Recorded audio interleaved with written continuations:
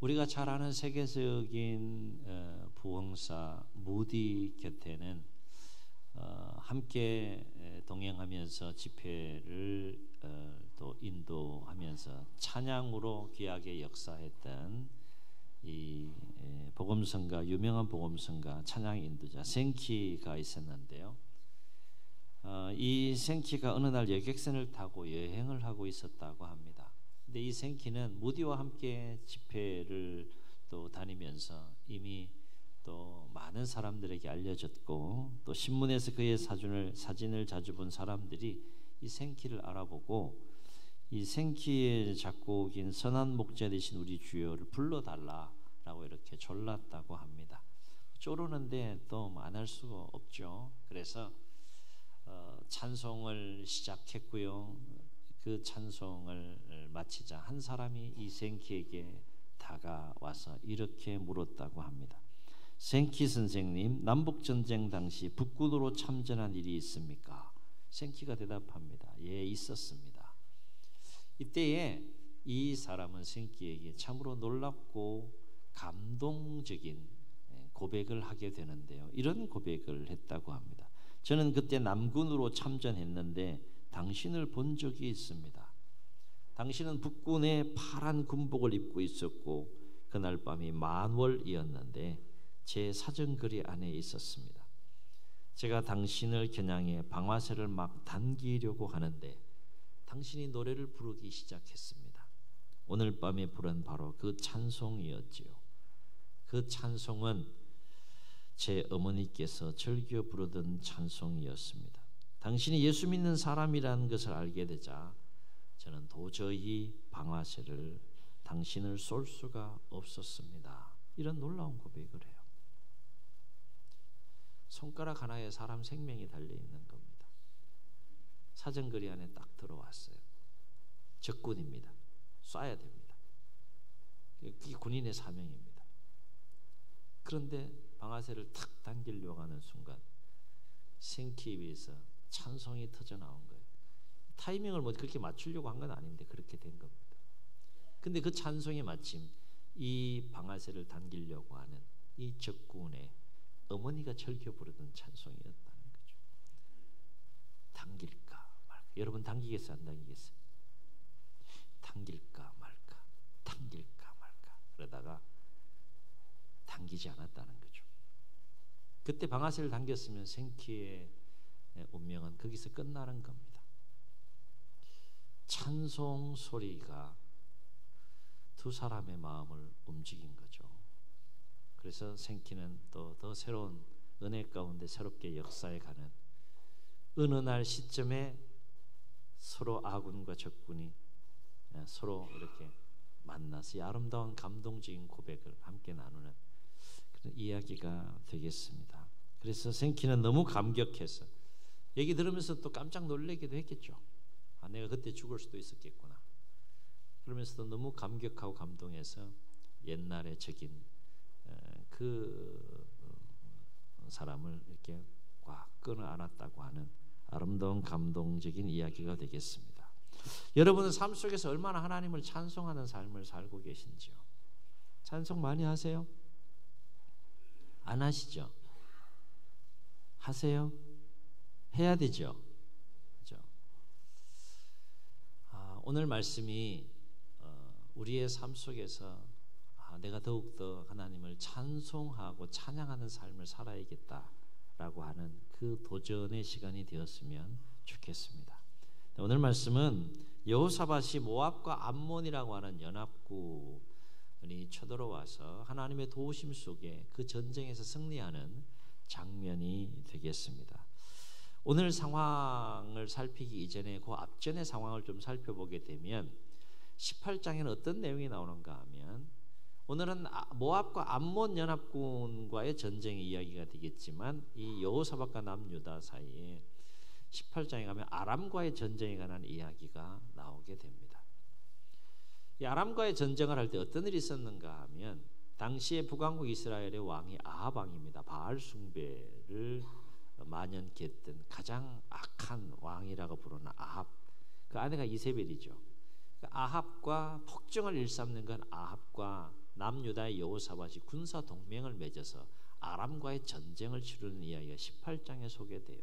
근데 그때 무슨 상황이 생기는가 하면 400명의 거짓 선지자들이 예언을 합니다. 전쟁할 때는 항상 묻거든요.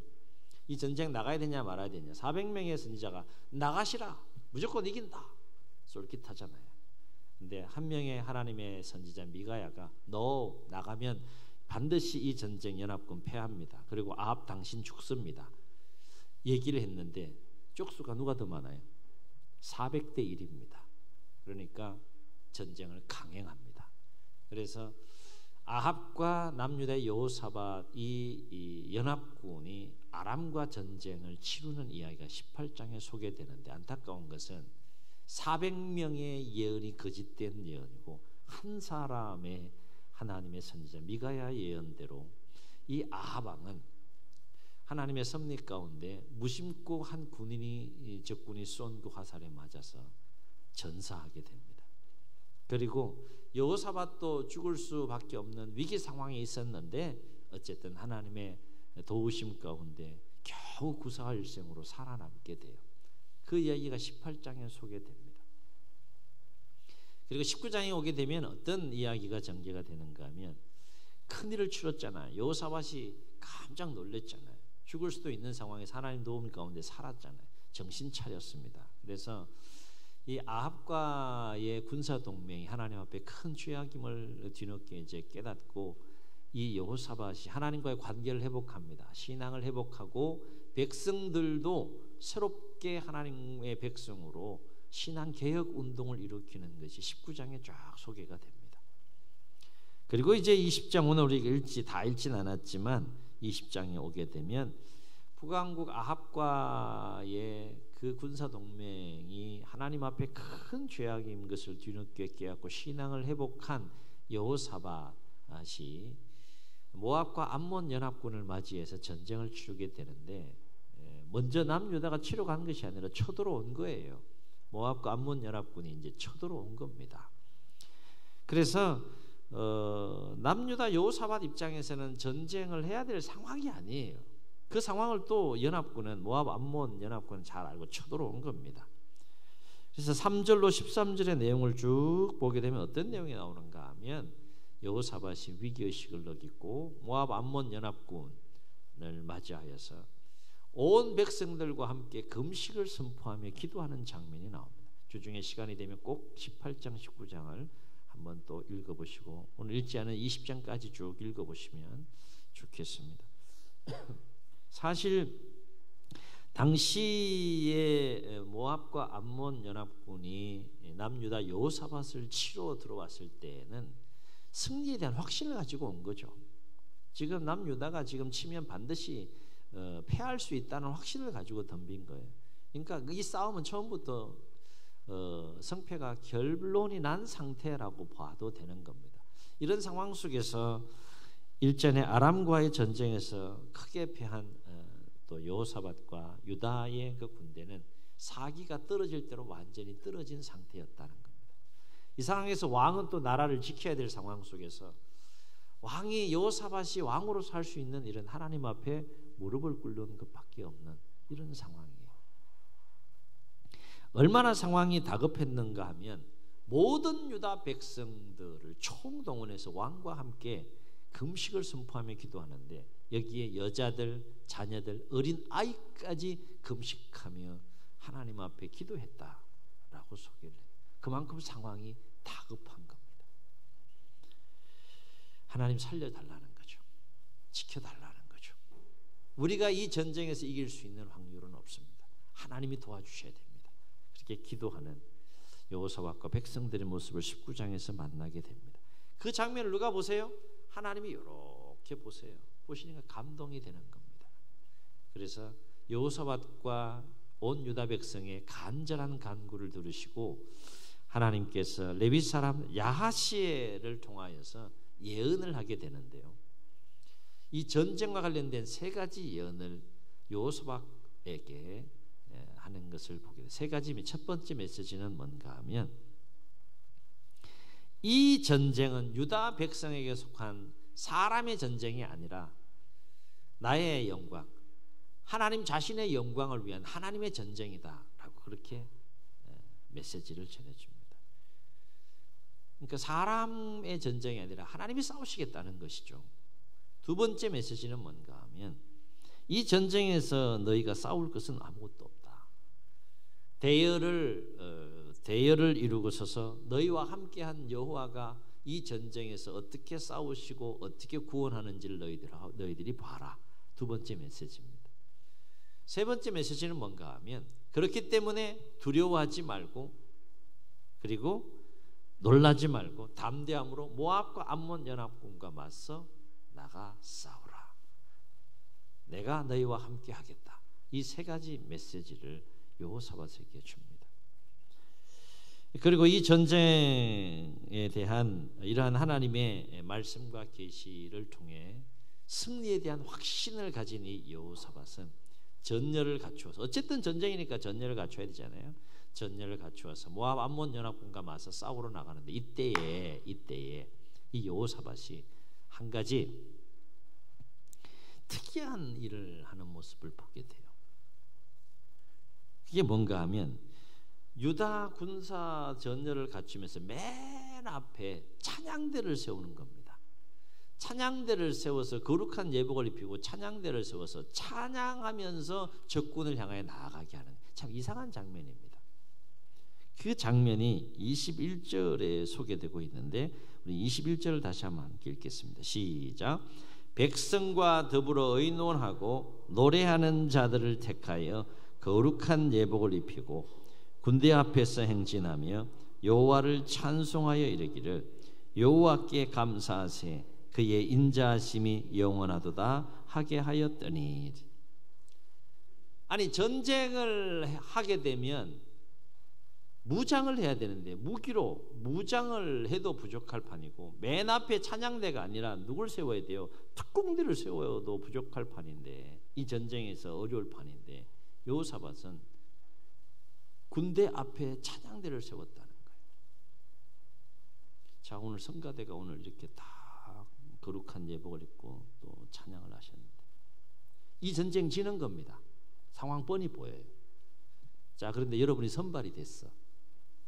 선발이 돼가지고 맨 앞에 찬양대 군대 앞에 딱 서서 적군을 향하여 나가겠습니까?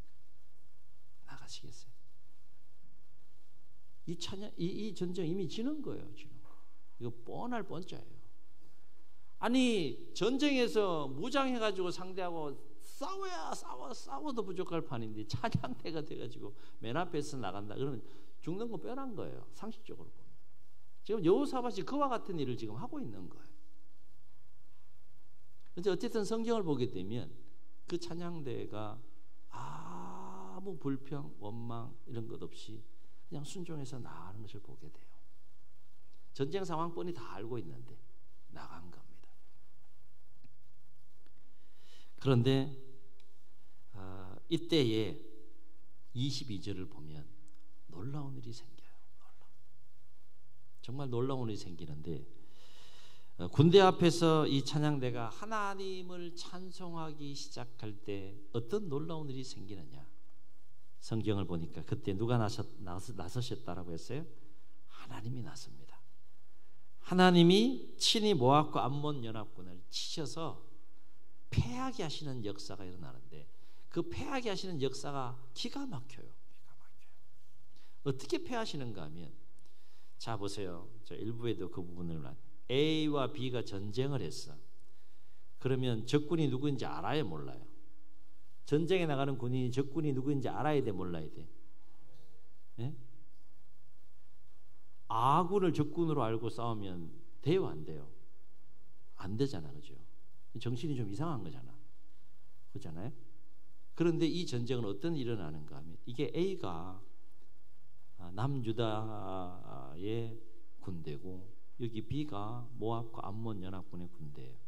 여기 앞에 찬양대 가서 찬양을 하면서 막 나아갑니다. 그랬더니 이쪽에서 뭐가 일어나는가 하면 하나님의 역사에서 자중질환이 일어나요. 그래서 자기들끼리 어떻게 됐어요? 아군인데 막 적군으로 보이는 거야. 희한하게. 뭐가 뒤집힌 거예요? 이 눈이 뒤집힌 거지. 막 눈이 뒤집혀가지고 어떻게 되는 거예요?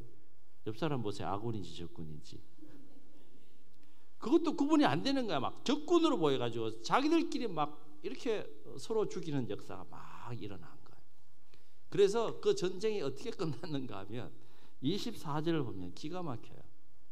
전멸했다 그랬어요. 그래서 보면 한 사람도 피한 자가 없었더라 그랬어요. 야, 역시 대단하시구나. 야, 놀라지도 않아요. 일부도 그렇고 아무도 안 놀래.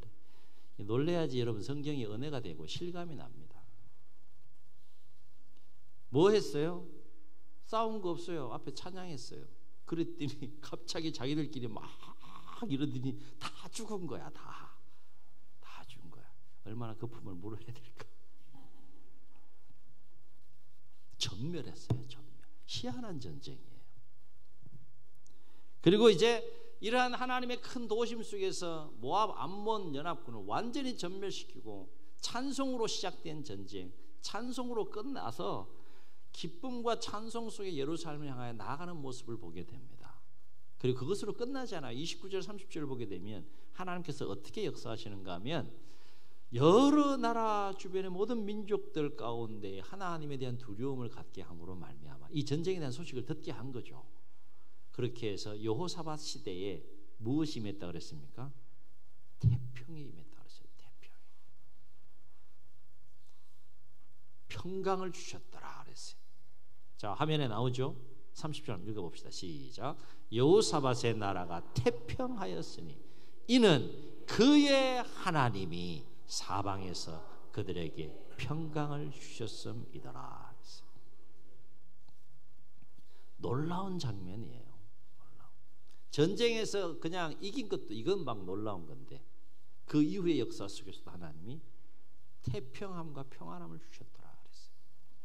우리가 오늘 이 여호사밧이 모압 암몬 연합군과 싸워서 이긴 이 전쟁의 이야기를 통해 주목할 것이 뭐냐? 두 가지를 생각해 봅니다. 첫째는 하나님은 하나님의 백성들이 하나님을 찬양하는 것을 기뻐하시는데요. 어떻게 계시는가 한번 따라 하시겠습니다. 엄청나게. 제가 표현이 짧아서 이게 더 이상 어떻게 표현이 안 돼.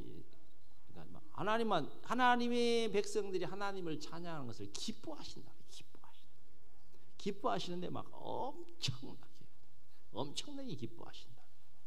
우리가 생각하는 것보다 더 하나님은 하나님의 백성들이 하나님을 찬양하는 것을 그렇게 기뻐하신다는 거예요.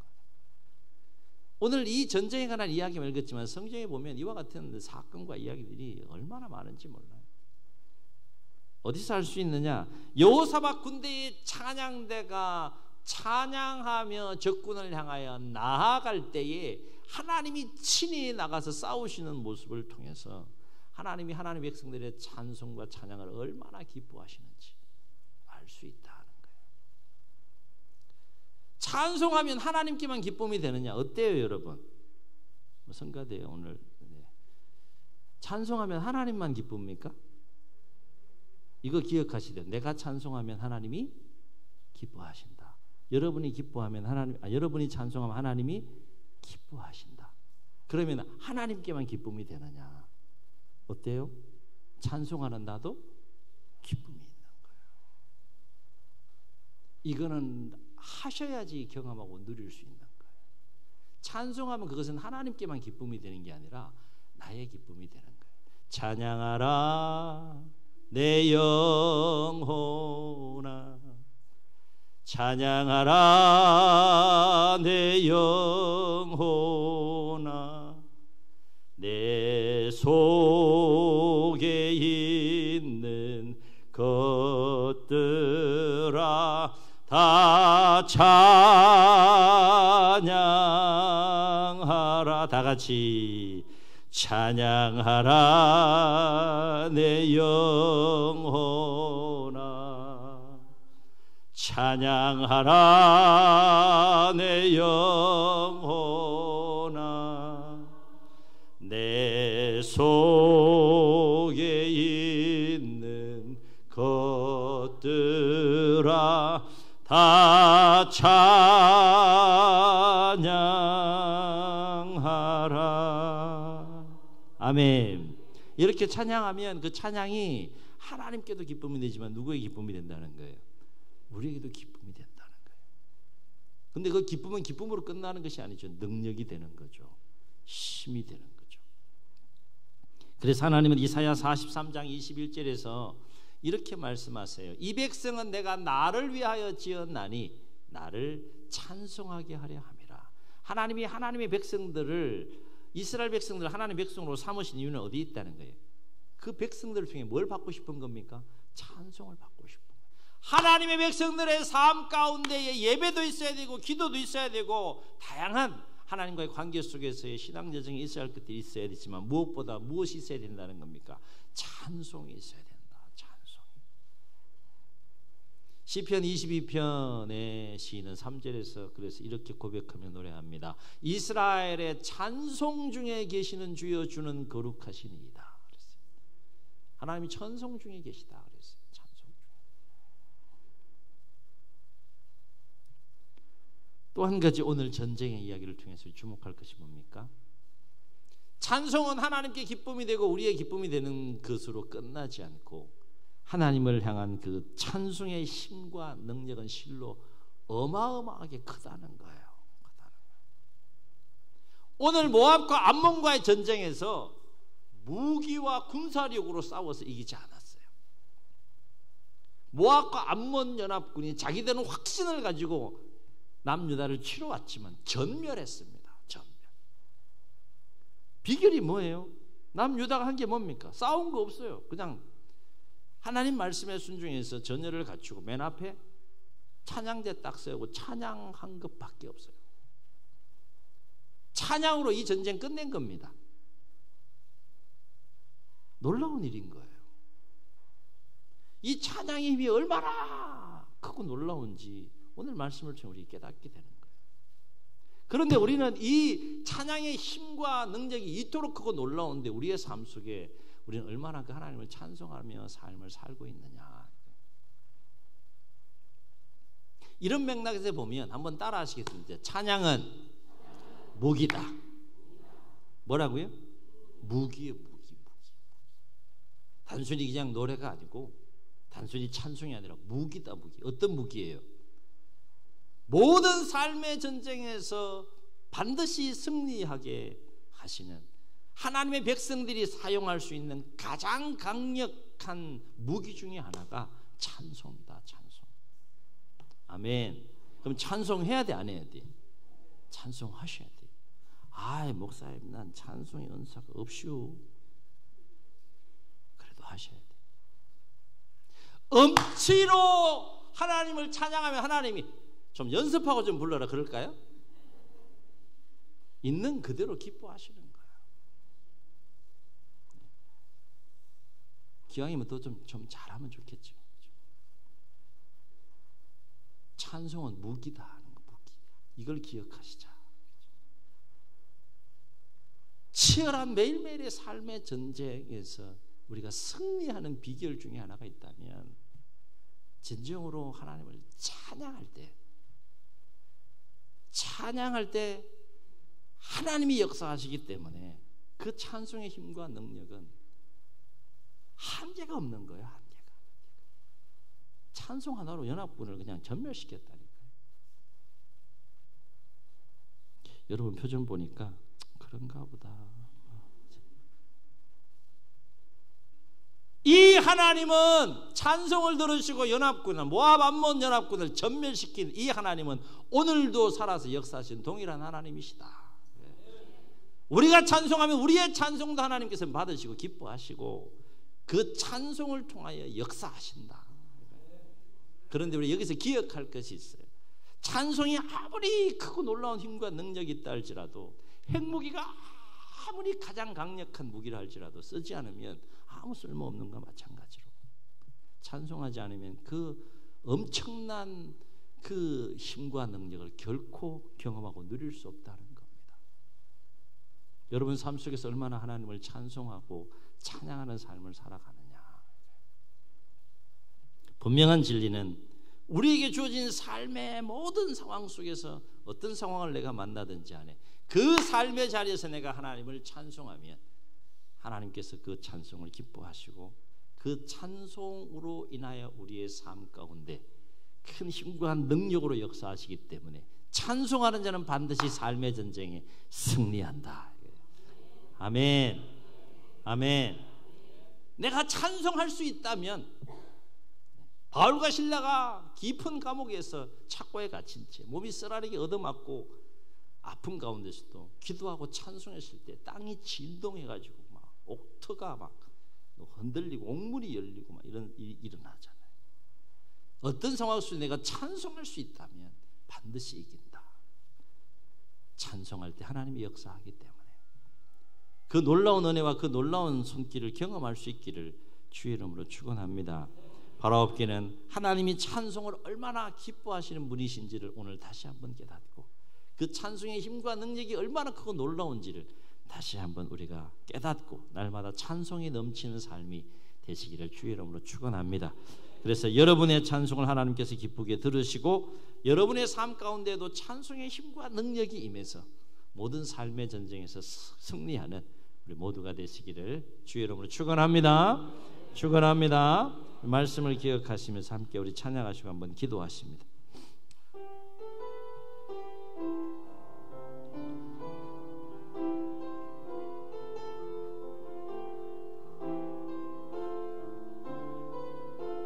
사랑하는 나의 아버지 고백하며 찬양합시다. 사랑하는 나의 아버지 이름 높여드립니다. 아멘. 주의 나라 찬양 속에 임하시니 능력에 주께 찬송하네. 전능하신 하나님 찬양 언제나 동일하신 주 전능하신 하나님 찬양 영원히 다스리네.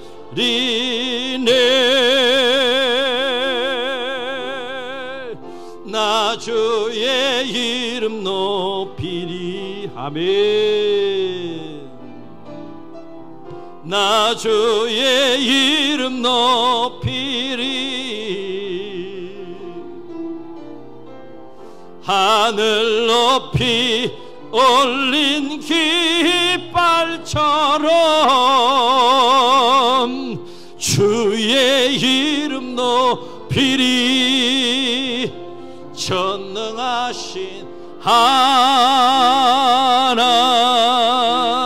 찬양 언제나 동일하신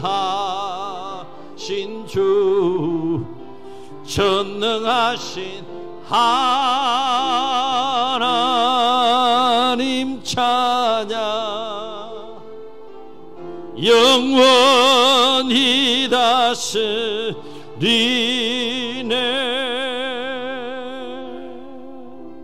저 눈을 감으시고 우리 말씀을 기억하시면서 한번 통성으로 기도하시겠습니다. 하나님 찬송을 기뻐하십니다. 찬송할 때 적군의 연합군을 전멸시킬 만큼 찬송을 기뻐하십니다. 우리가 찬송할 때 진정으로 하나님을 찬송할 때 하나님 역사하십니다. 찬송의 힘과 찬송의 능력은 한계가 없습니다. 삶의 전쟁에서 우리가 이길 수 있는 비결 중에 하나는 하나님을 찬송하는 것입니다. 어떻게 하시겠습니까? 기쁠 때만 하나님 은혜 부어주실 때만 찬송하시겠습니까? 힘들고 어려울 때도 우리는 찬송할 수 있어야 합니다. 인생의 거대한 장애물 앞에서도 우리는 찬송할 수 있어야 됩니다. 하나님이 역사하면 그 상황은 언제든지 역전될 수 있기 때문에 하나님의 도우심과 하나님의 역사를 기대하고 소망하면서 우리는 믿음으로 하나님을 찬송할 수 있어야 합니다.